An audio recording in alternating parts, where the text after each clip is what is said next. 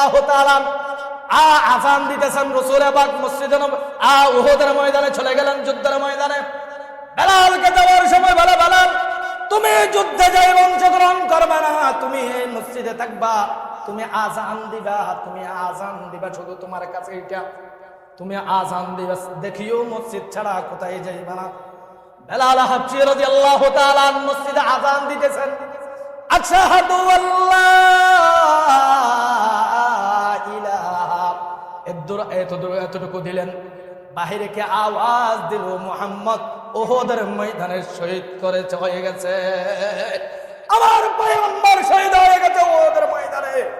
মসজিদের বাহিরে কে আওয়াজ দিল, হযরত বেলাল হাবশী রাদিয়াল্লাহু তাআলা আযান জবাব দিল, তারা টুপি নাই, কাপড় নাই, আল্লাহু আকবার, রুমাল নাই, চলে গেলেন উহুদের ময়দানে কান্দি চলে গেলে, বলে হে আল্লাহ, আমার পয়গম্বর উহুদের ময়দানে শহীদ হয়ে গেল, আমি বেলাল এখানে দুনিয়ার মধ্যে থাকি লাভ নাই। চলে গেলেন উহুদের ময়দানে, দেখে আমার পয়গম্বর ওইখানে, দেখে আমার পয়গম্বর গাছতলা বসে, এক জায়গায় বসে আমার আল্লাহর দরবারে কান্নাকাটি করে, সুবহানাল্লাহ। বেলাল যে বলে, ইয়া রাসূলুল্লাহ, রাসূল পাক বলে, বেলাল তুমি এখানে কেন? বলে, ইয়া রাসূলুল্লাহ, ইয়া হাবিবাল্লাহ, চলে আসছি, আমি তাড়াতাড়ি চলে আসছি। বলে, কেন বেলাল, তুমি তো মসজিদে থাকার কথা, এখানে কেন আসছো? বেলালে বলে, ইয়া রাসূলুল্লাহ, কে জানি বলেছে আপনি নাকি দুনিয়ার জমিন থেকে বিদায় হয়ে গেলেন। যে দুনিয়ার জমিনে মুহাম্মদুর রাসূলুল্লাহ নাই, সেই জমিনে আমি বেলাল নাই, সেই জমিনে আমার পয়গম্বর নাই, সেই জমিনে আমি আযান দেই নাই, আযান দিতে পারবো না, দুনিয়ার জমিন থেকে থাকতে পারবো না।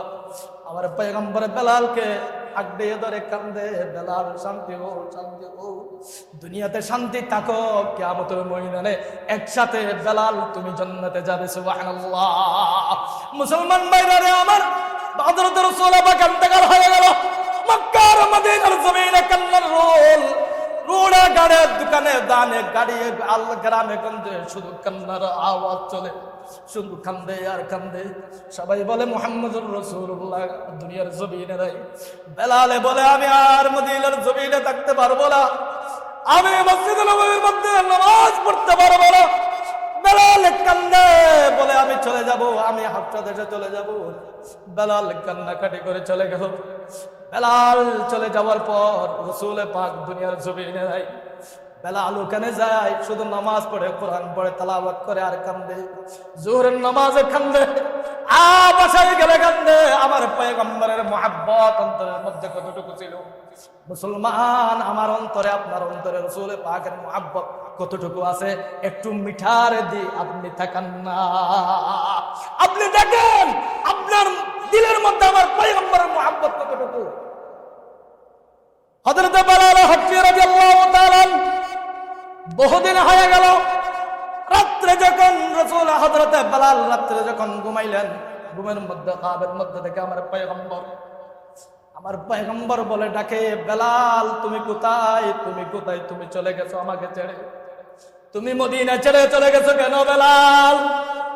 আজকে আমার সাথে একটু দেখা করতে আসো, আমার রোজার মধ্যে আসো, তাড়াতাড়ি আমার সাথে একটু দেখা করো।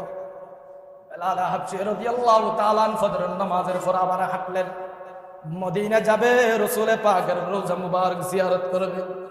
আমার পয়গম্বরের সাহাবী হযরত বেলাল হাবশী রাদিয়াল্লাহু তাআলা যখন মদিনার মধ্যে ঢুকলেন, মদিনা হইচই হয়ে গেল, বেলাল আসছে। আমার পয়গম্বরের বেলাল, আদরের টুকরা বেলাল আসছে, বেলাল আসছে। সাহাবায়ে কেরাম কান্দে, হযরত ইমাম হাসান আর হুসাইন কান্দে, আগড়িয়ে ধরে কান্দে, বেলাল তোমাকে দেখলে আমার নানার কথা মনে পড়ে, তোমাকে দেখলে আমার নানা জানের কথা বলে মনে পড়ে। সাহাবায়ে কেরাম সবাই কান্নাকাটি জোয়ার শুরু করছে, কেউ কান্দে, কেউ হাসে। বেলাল আসছে মদিনার জমিনে, রাসূল পাক সাল্লাল্লাহু আলাইহি ওয়াসাল্লামের কাছে রাসূল পাক জিয়ারত করে। হযরত বেলাল কান্দে, সাহাবায়ে কেরাম সবাই কান্দে, বেলালও কান্দে।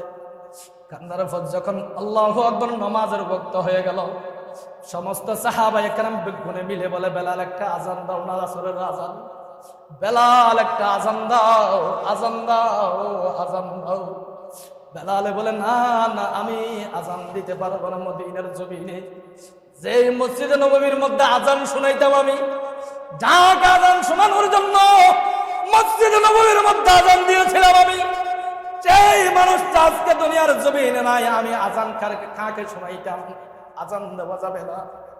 সাহাবা আবু বকর বলে বেলাল একটা আজান দাও, বলে আমি পারবো না। উমর বলে ভাই একটা আজান দাও, বলে আমি পারবো না। ওসমান বলে ভাই একটা আজান দাও, বলে আমি পারবো না। হযরত হাসান আর হুসাইন দুইজন বেলালের দুই হাতে ধরছে। বেলাল, আমরা আপনার পয়গম্বর মুহাম্মদুর রাসূলুল্লাহ সাল্লাল্লাহু আলাইহি ওয়াসাল্লামের আদরের নাতনি। হে বেলাল, আমরা না আল্লাহর পয়গম্বরের নাতনি, আমাদের একটা আবদার আপনার কাছে চলে না। আমার একটা আবদার আপনার কাছে চলে না। আপনি আমাদের একটা আবদার রাখেন, আজকে আসরের আজানটা আপনি দেন। আপনি আজান দেন আজকে।